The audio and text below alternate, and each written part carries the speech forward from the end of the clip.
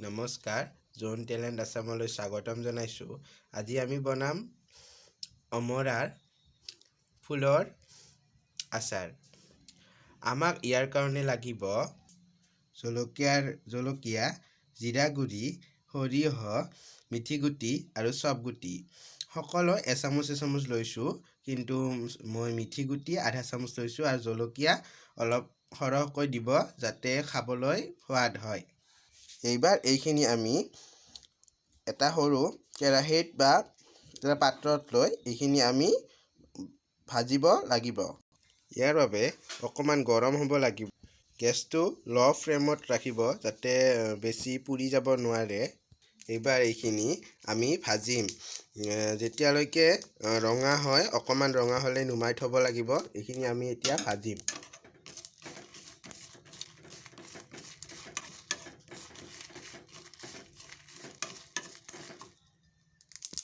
এইখিনি ৰঙা হৈ গৈছে আৰু ফুটিবলৈ আৰম্ভ কৰিছে।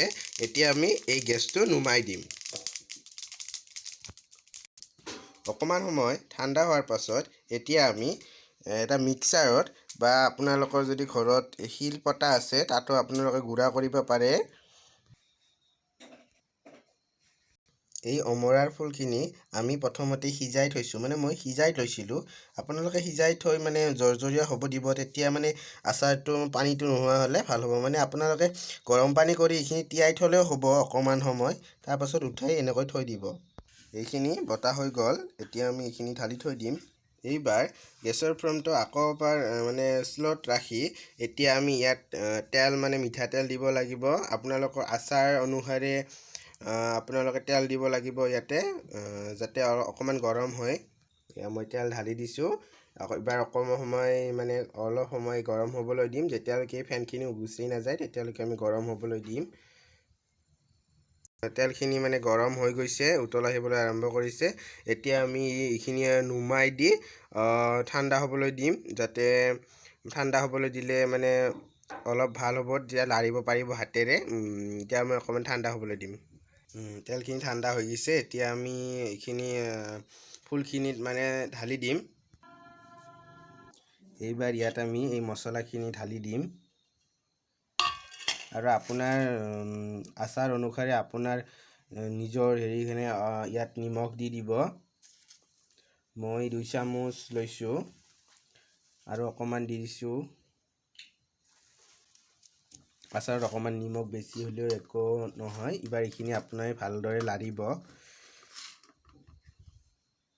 এইখিনি লৰা হৈ গ'ল। এইবাৰ আমি ইয়াতে তেলখিনি ঢালি দি দিম।